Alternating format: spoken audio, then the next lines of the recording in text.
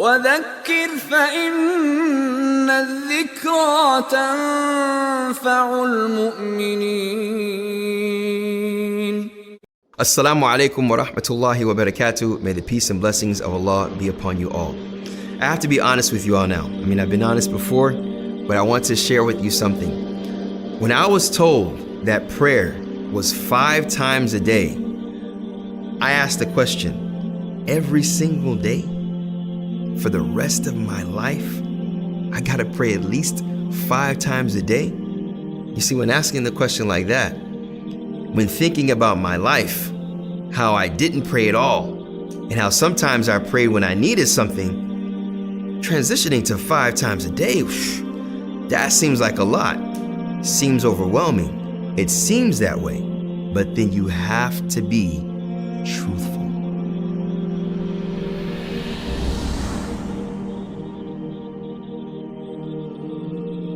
You have to be truthful with yourself and say, okay, if I was to pray 5 times a day, that gives me 5 opportunities to detach myself and to tune out and to talk to God, to speak to God, to ask Him for His virtue. Being honest, will that make me a better person? When I prioritize my life by making prayer a priority, by making that connection that I acknowledge, accept, and understand, making that a priority in my life, I stop what I'm doing and make what I'm doing secondary to that primary action. If I ask myself that question after feeling overburdened and feeling overwhelmed, then what's the answer? It definitely would be better for me. If I'm trying to get closer to God and fulfill that purpose and try my best, I at least will say, I'll try my best to fulfill that purpose of praying 5 times a day. So the prayers, when are the prayers? As we know, they are over the span of a whole day. As Allah says in the chapter number 4, verse number 103, verily the salat, the prayer, has been prescribed upon believers decreed times, at decreed times. Now it's over the span of 24 hours. And the Prophet, peace and blessings be upon him, even gave a comparison, a beautiful comparison, when he asked a companion of his. He said, if you were to wash in a river 5 times a day, would there be any filth on you? And of course, we know the answer. It's kind of a rhetorical question. It's a question that you already know the answer. But think about this comparison. A river, it's even, the water gushes stronger than your typical shower. A river, if you don't watch yourself and if you're not stationary, you can go along with the river and possibly lose your life.